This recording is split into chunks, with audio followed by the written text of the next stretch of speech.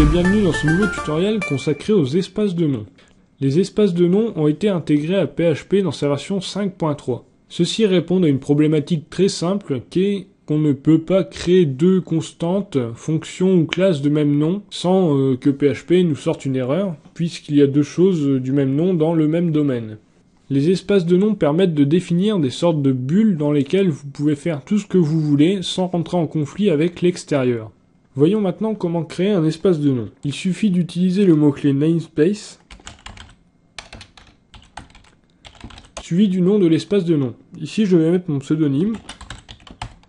Et nous allons essayer d'accéder à des fonctions classiques. Et donc, écrire string to lower de hello world. Testons maintenant ce code. Vous pouvez constater que l'appel à la fonction a bien fonctionné. Maintenant, définissons une fonction string to lower. Vous allez me dire, ça va rentrer en conflit avec la fonction existante dans PHP nativement. Eh bien, pas du tout, c'est justement là l'intérêt des espaces de nom. Je vais donc plutôt renvoyer un string to upper.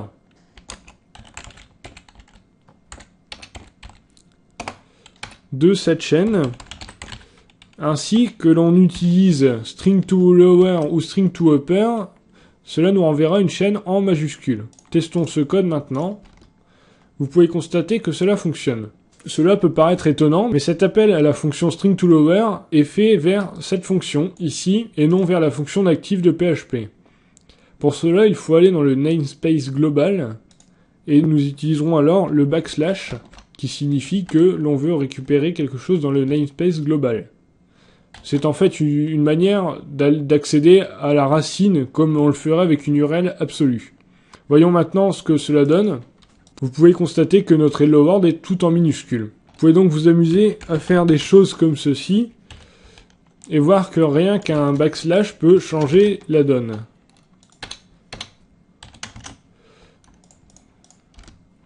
Le même nom de fonction mais dans un espace de nom différent vous donnera un rendu différent si vous l'avez défini tel quel. Allons maintenant plus loin en créant d'autres fichiers et d'autres classes auxquelles nous allons faire appel. Imaginons que nous ayons des commentaires à la fois sur notre blog ou sur des albums photos. Créons donc deux fichiers pour cela. Nous allons créer une classe commentaire.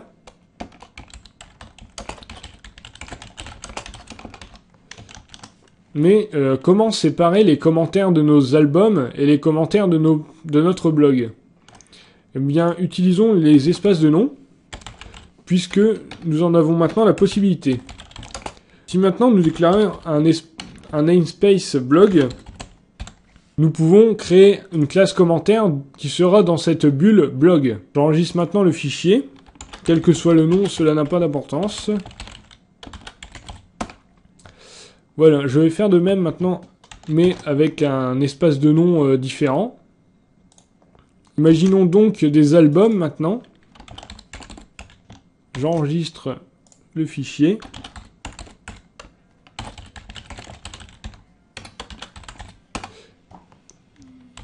Et je dispose maintenant de deux classes commentaires, mais qui sont sur un système différent.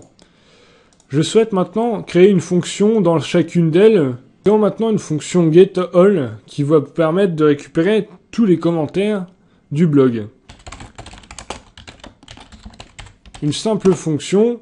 Moi ici, je vais simplement renvoyer une chaîne de caractères qui sera tous les commentaires du blog. Vous pourrez ici faire un traitement quelconque comme vous le feriez habituellement, et je vais faire de même dans le fichier des albums. Avec les albums. Maintenant, sur ma page principale, j'aimerais récupérer à la fois les commentaires de mon blog et les commentaires de mes albums. Je vais donc commencer par require de mes deux fichiers.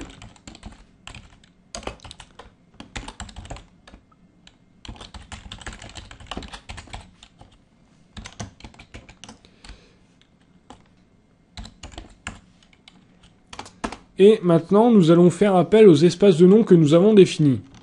Pour ce faire, il faut faire un use de ce que l'on a mis ici. Par exemple, ici on a mis blog.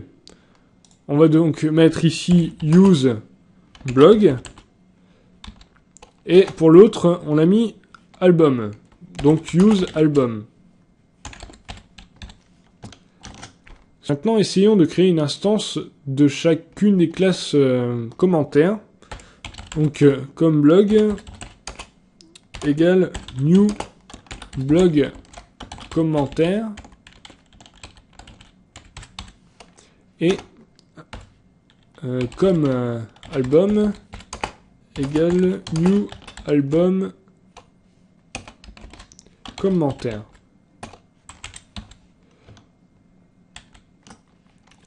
Voyons maintenant si cela déclenche une erreur ou non. Nous avons a priori rien de grave. Maintenant que nous disposons d'une instance de chacune des classes, essayons de récupérer les commentaires de chacune d'elles. Pour ce faire, vous faites comme d'habitude, c'est-à-dire que vous faites appel à la fonction comme ceci.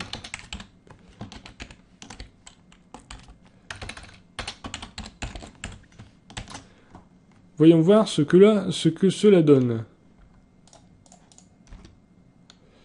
Vous pouvez constater que nos fonctions ont bien été exécutées sans souci. Maintenant, voyons comment créer des espaces de nom à plusieurs niveaux. Par exemple, ce blog a été créé par moi et je voudrais le mettre dans le namespace AlexD. Je l'ajoute ici, suivi d'un backslash, puis du namespace que je veux pour l'élément courant. Ce fichier et tout son contenu sera alors dans le namespace AlexD /blog. Faisons de même avec les albums.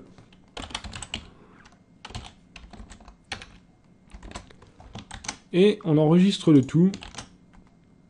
Retournons maintenant dans notre fichier principal et modifions nos uses adéquats.